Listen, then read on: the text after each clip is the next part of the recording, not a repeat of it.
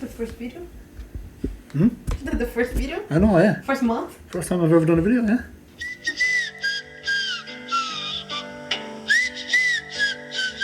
Hello, welcome to the Go Grab That Day podcast. Hope everybody's doing well on every side of the world. Hope you're all keeping safe. UFC Vegas 22 is just done, just finished, so we're going to break down the card a little bit as usual. I hope everyone is enjoying the videos. Please keep sharing the page and stuff like that, keep getting it out there. Try and climb those numbers up as much as I can. And be sure to check out our affiliates on the Instagram bio. We got PPT Fitness and Nutrition. Go check them out. We have one of their programs linked on the page. And check out Mystique Jerseys. Great for any gifts or gifts to yourself or anything like that. And if you're checking out Mystique Jerseys, be sure to use the promo code Go Grab That Day. All caps, all one word. And yeah, pretty good as well. So yeah, let's get into this. From the top, run through the fights. Not the biggest fight card. Unfortunately, in my opinion, the best fight of the night, Brad Riddell versus Gregor Gillespie, was pulled from the card, which I was disgusted with. I really wanted to see that fight. I thought it was a great test for both guys. Yeah, they're saying something to do with COVID protocol has been broken. I haven't found any more info, and I have not watched the post-fight press conference just yet because I wanted to get my instant reaction to these fights. So yeah, that was a shame. Fuck it, in my opinion, the best fight of the night. We missed out on it, unfortunately, but it's postponed for now. I'm sure there'll be more info coming out soon. And I noticed as well, Alex Volkanovski and T-City Brian Ortega fight has been pulled. Volkanovski tested positive for COVID, which is fucking annoying too. COVID fucking everything up. Anyway, getting into this fight card, first I want to talk about was, I'm sure everyone has seen it by now, is the Julia Stoliarenko weigh-in, where she pretty much fainted twice while weighing in, which is quite scary. Yeah, it's not good to see. Unfortunately, that thing seems to be happening a lot. It's been a problem for a long time. It's just the weight cuts. Now, she did come out with a statement, which I'm reading here. She's saying that the weight cut was really good. The problem was it was almost too good. She had weighed in, she'd been on her weight early that day, like 4 or 5 hours before the actual weigh-in, which means she had to stay on that weight without touching any fluids or anything like that, which is fucking dangerous. But yeah, it's unfortunate. She said she feels great, her body felt great and all that just at that moment. Obviously, her energy levels were terrible. But it's, yeah, obviously the commission were good to pull that. You know, you can't, no matter what she says, when you faint twice, which she did. She fainted. There's one video going around showing her fainting, but the full video, she actually faints twice. It's fucking dangerous. So hopefully she gets that right next time. You don't like to see that. Definitely don't like to see that. But she did say, yeah, it was just a matter of like, they had to weigh in at 9 a.m, but that's when the weigh-in started, according to her, and she was on weight by 5 a.m, which, you know, it's a few hours waiting around. That's not good. But you know, the main thing is that she's okay. There's no major issues, but hopefully they get that sorted before her next fight. I think that's all the outside things I have to talk about. Yeah, running into the fight card, I want to run down through this as quick as possible. Won't be too long on this because, like I said, it is a smaller card. So here we are on the prelims, I think. Yeah, prelims. So there wasn't a whole lot of trouble. It was a good. Listen, all around it was a good card. There was a lot of finishes and a couple of good fights. So Bruno Silva getting the win. TKO round 2 against GP Baez or Baez. I don't know how they actually pronounce it. It's spelled Baez. But both he and his wife were fighting on the card. Unfortunately, not a good night for them, which I'll speak about the wife's fight later. But Montel Jackson with a win, Trevin Giles beating Roman Dolidze. So, okay, Dolidze. That wasn't a bad fight.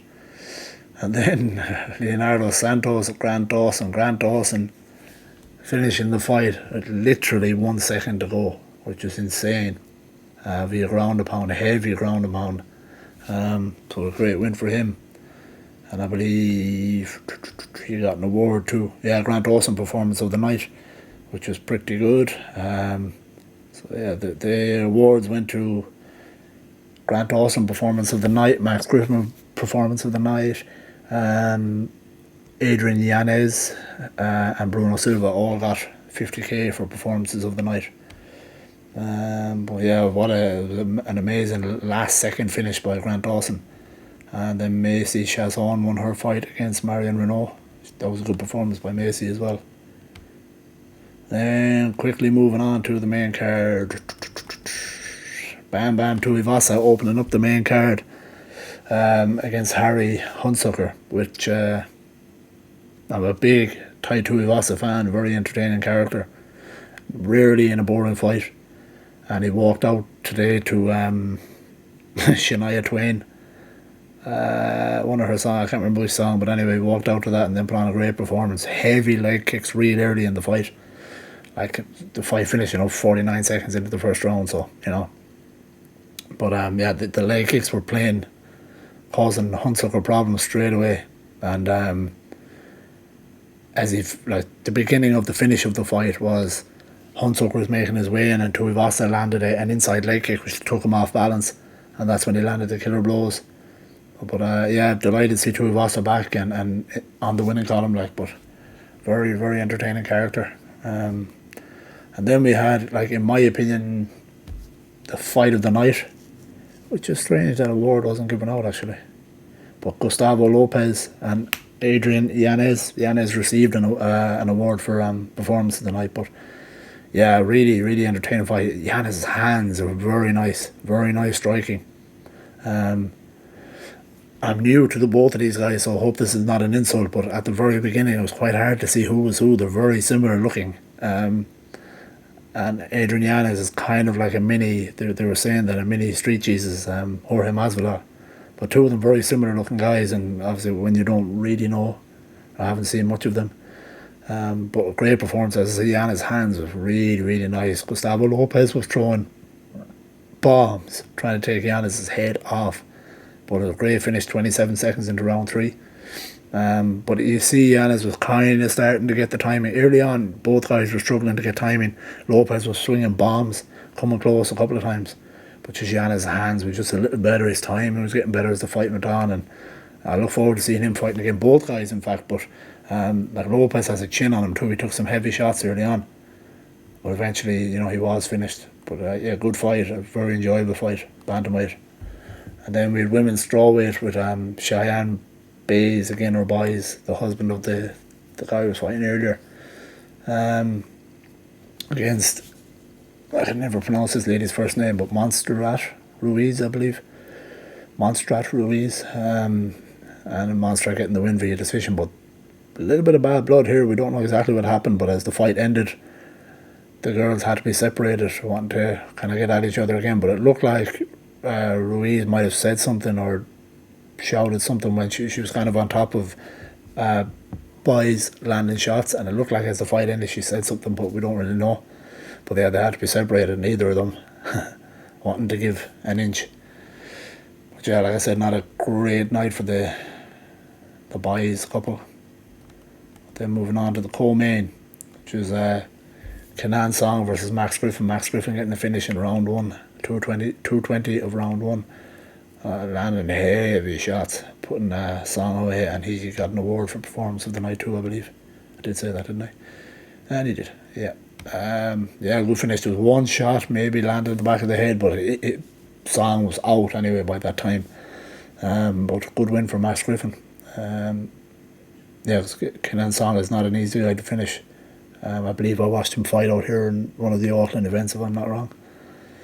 But yes, then moving on to the main event, which we're skipping through this quite quick, but to tell you the truth, I want to spend a lot of talking on this one. I'm trying not to get into a crazy rant, but I really want to. I've just some notes written down here. So yeah, going into this fight, obviously Kevin Holland versus Derek Brunson. Everyone knows, Kevin Holland does a lot of talking, and I like him to an extent, but he really, really, really, really, really irritated me in this fight. And kind of watching some of the build-up, and I watched him on Rogan recently, him and his coach, Travis Luter. Travis Luter, who's, a veteran of the sport, fought on The Ultimate Fighter and fought some big names in the sport for a long time, obviously retired now in coaching. Listening to him on Rogan, for anyone that hasn't listened to it, or if you have, I don't know, he just seemed unprofessional, and kind of some of the statements he was making, I don't know. So I feel like maybe he does it just to talk and kind of make these crazy statements, but some of them, just. And he talked a lot about his diet and how he doesn't really care, and I don't know, a lot of it was a little crazy, and I kind of was, what's the word? Kind of was thinking he seemed a little unprofessional in that interview, and then you're watching the build up to this fight, and there's a lot of fights where he's talking to guys and stuff like that, and it's fine. If I'm honest, I get that. That's what made him famous, and listen, he's a good fighter. There's no doubt about that. But this fight, I just felt like there was way too much of the talking, too much of the bullshit in a fight that he was losing, where he constantly kept talking. I just thought there's a point where your professionalism has to come into play as a fighter on the biggest stage in the world in a main event against a good fighter. Derek Brunson is a good fighter. He is not the top of the top in that division, and he controlled Kevin Holland pretty much tonight. I just have some notes here. He kept talking to Khabib outside the cage, and I remember between the first and the second round, when he went back to his corner, there was absolutely no corner talk whatsoever. It was just Kevin Holland talking to Dane outside the cage and talking to Khabib. No, there was no words of advice, no discussion between him and his corner whatsoever. And for me, that was a bad sign. It was fair enough when, earlier on, you even heard the commentary team kind of change their opinion. At the start, it's funny, this is hilarious, he got control over the first round, but he's still talking in his ear, and you're waiting for him to back up the talk, and he never did. Once or twice, maybe put Derek Brunson in a little bit of trouble, but this fight was all Derek Brunson, really. But like I said, there was just some things that stuff where he's in the corner and there's no discussion with his corner, with Travis Luter. Travis Luter is a great coach, a very, very experienced guy who I'm sure can give a lot of advice, can give a lot of opinion, a lot of tips on what to be doing in a fight like this. There was no discussion whatsoever. Now maybe Travis Luter knows how Kevin Holland works, and maybe that's why he did that.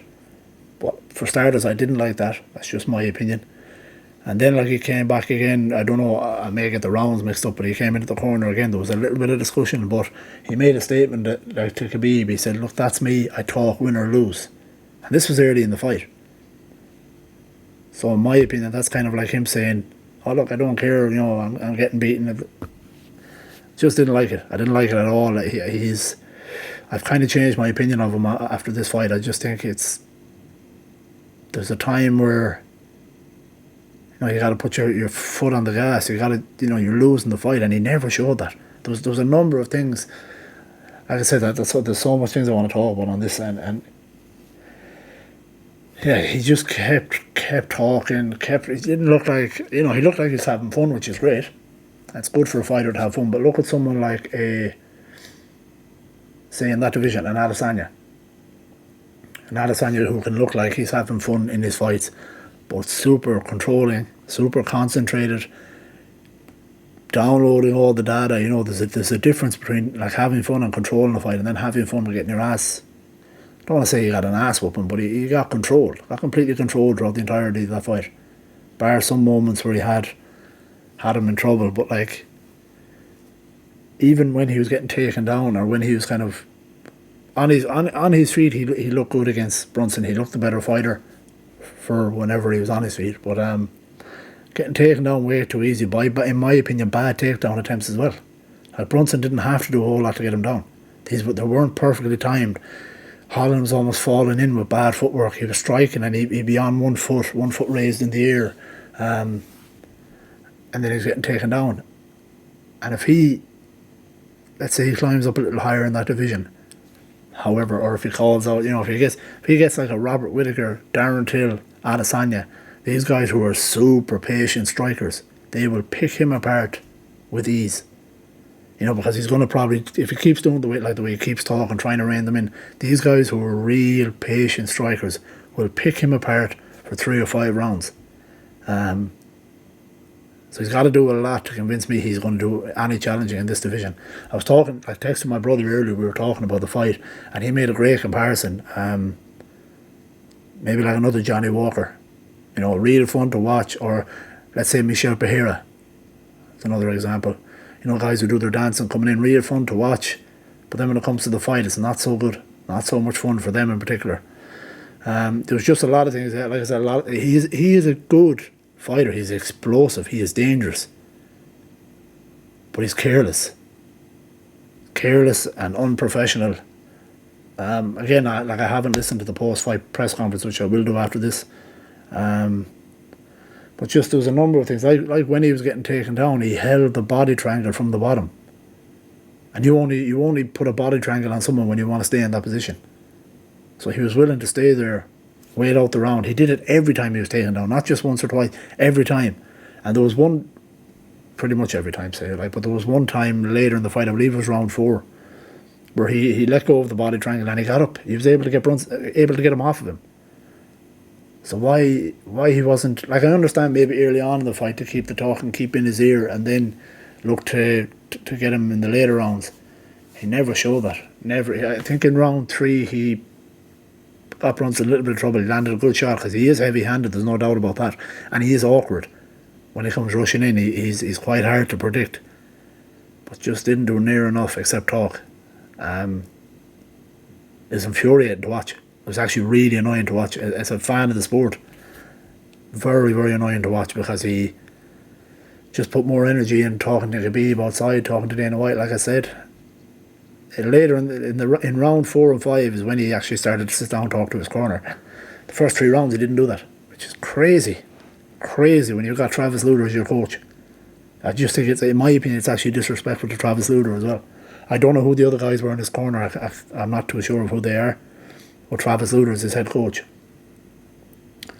Yeah, a lot of things, like I said, the body triangle, his striking, which is his thing, it was awkward, but it was slappy and just, I didn't like it at all. Didn't like his performance. He went into going into round 5 again. Sorry, I'm just reading my notes. Going into round 5 was when he showed a little bit of frustration in his corner, and you could hear him say, like the corner were talking, he's like, I'm trying, I know I got you, I'm trying, but he's heavy as fuck, was what he said about Brunson, which is fair enough. Listen, it's not easy when you have a guy like Derek Brunson who's super experienced on top of you, but to just hold the body triangle and keep talking, and if you're talking that much, you got a bit of energy too, so he couldn't have been that tired.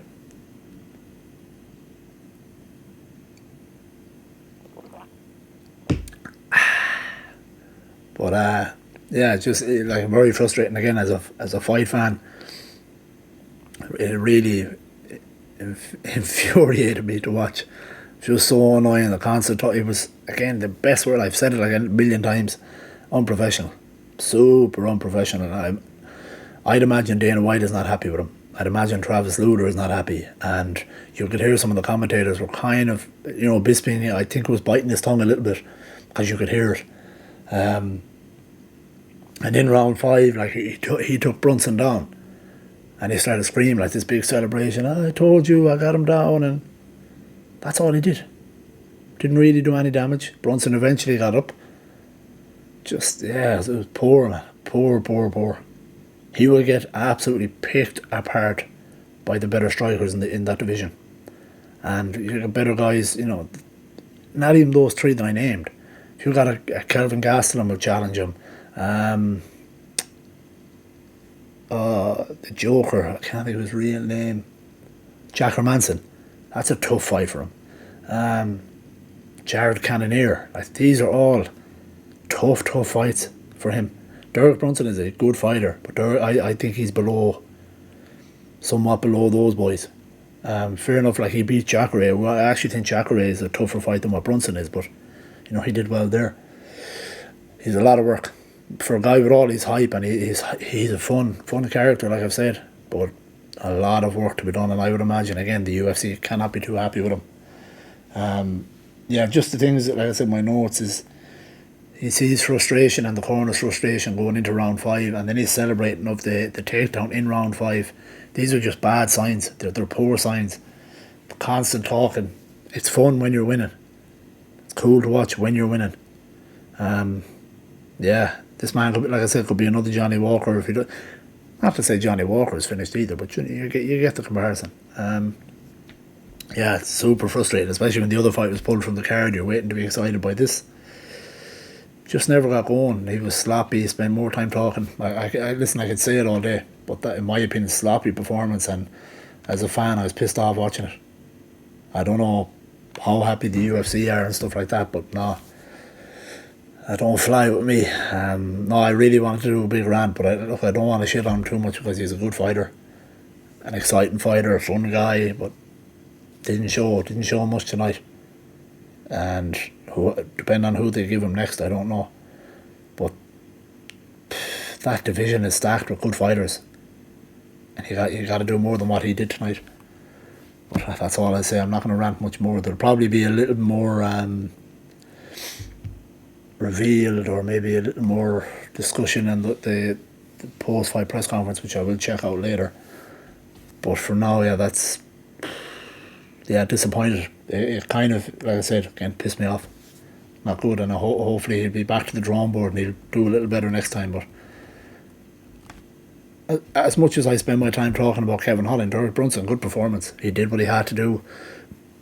And what I did like about Derek Brunson, I think it was made a little easy at times from the way how sloppy Holland was, but look, he can only beat what's in front of him. And he did get tested a couple of times with big shots, but did what he had to do. Took him down, controlled him, landing body shots, landing a headshot, keep him there, same again.